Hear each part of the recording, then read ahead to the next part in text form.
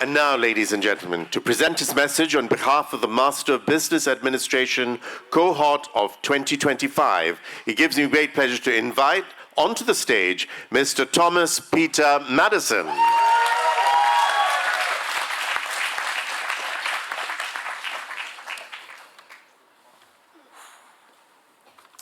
This time last year, I stood in a classroom next door, explaining to my teammates confidently why I was doing an MBA.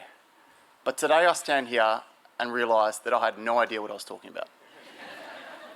Good morning, ladies and gentlemen. Thank you very much for attending our ceremony today. My name is Tom Maddison and I'm graduating with the MBA 2025 cohort. With this speech, I'm going to try and answer the very relevant question, why do an MBA? My classmates and I were standing around the first day of class and we all thought we had, a pretty good answer to this question.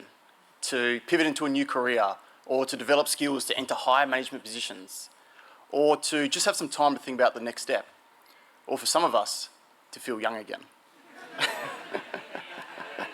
All of these are good reasons, right? But for me to answer that same question, standing here in front of you 365 days later, I have to tell you about our journey. The first part of this story is called the exposure. From the first day of classes, it was intense, not only from the sheer amount of information being thrown at us, but the numerous games and icebreakers. We'd all accepted the fact that there was only going to be 18 of us across 8 different cultures. We knew that we had to get along with everybody. And it didn't matter what your previous job title was, at ASB, we were all equal. We started career development sessions where we were cold messaging industry professionals on LinkedIn and asking them to have coffee chats with us and trying to tell them we have nothing in return, but they still did it anyway. We even started doing cheesy posts on LinkedIn. That was the point of no return. Some of us hadn't touched maths since high school, yet we started doing university-level mathematics and finance. Group projects started and it didn't matter what your previous experience was. You are now a marketer, an analyst, a strategist, a consultant, a supply chain expert, all of the above. You were just thrown into the deep end. Add in some team disagreements and you well and truly had a course that put every single one of us out of our comfort zone. Was it easy? Absolutely not, right? It was tough, it was challenging, but it was essential because that discomfort led us to the next phase of our journey, the discovery. So after a period of trying absolutely everything and being tested in every condition, we had room to breathe. We had time to think about what we really wanted and what our future looks like. Some of us did a single interview at a company and decided that that career path wasn't what we wanted. Some of us started personal projects on the side just because the direction they had felt right. We started growth mindset classes and each of us challenged ourselves with a self-development goal to achieve by the end of the course. Some of us started clubs inside the school, consulting, sustainability, entrepreneurship, and more. One club that I was not allowed to join, probably because it was the women's club, they ran a session where everyone felt safe sharing their most vulnerable moment. And by the end, I was told that every attendee was in tears. And I remember hearing about this experience and going, wow, isn't that great? And I think it was like 14 people in that room all crying together. That sounds bad, but, but isn't that amazing where those 14 people felt so close that they could share that vulnerable moment with each other? And I thought that was just amazing. Another great part of this stage was that we had all grown closer. None of our friendships were transactional. Every single one was legitimate and authentic. If you were sick, 7 people would message you asking if you're okay, followed by Weishu dropping off chicken soup. With the exposure and the discovery behind us, it was time for the final part, the takeoff. Each of us felt more confident in the path that we wanted to take, and therefore there was only one thing left to do it. We started selecting electives that aligned with our long-term goals, started thinking about what businesses we wanted to create after we graduated.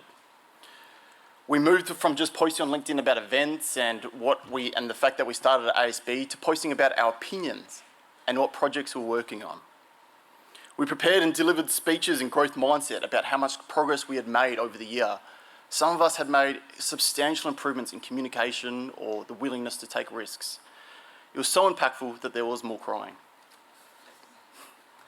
We were applying for and accepting job offers. But the prestige of the companies wasn't the best part. It was seeing your friend's face light up when they told you what company they got into.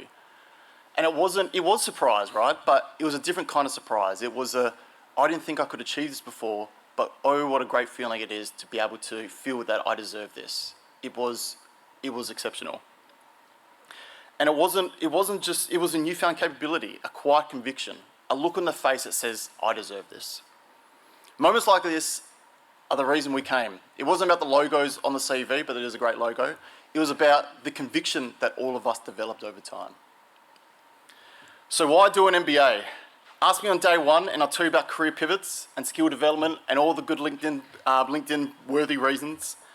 Ask me today, 365 days later, and the answer is simple, but a little bit more complex.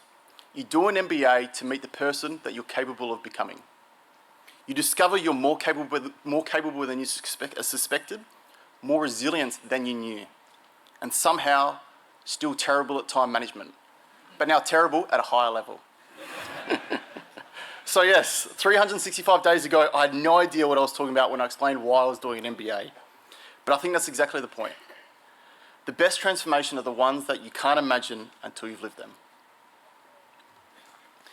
Now, you might have noticed that I didn't thank the ASB faculty or staff once.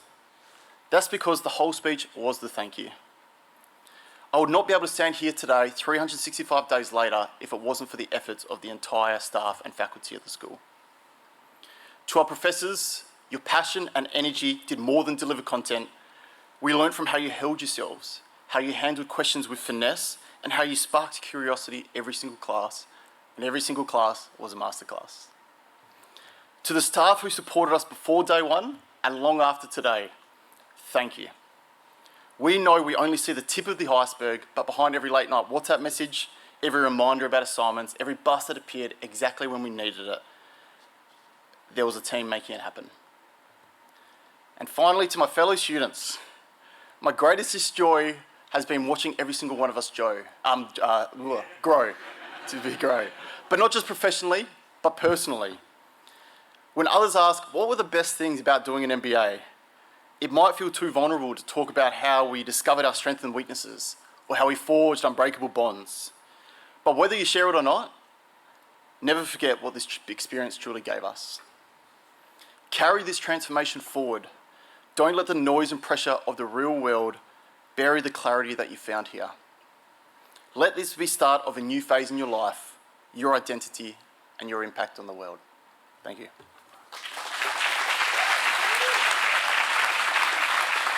A big hand to Mr. Thomas Peter Maddison for that thoughtful and insightful look at what you've all discovered. I think words that caught my attention was authentic, impactful, exceptional, quiet conviction, and making the person you are capable of becoming. Let's give him another big hand.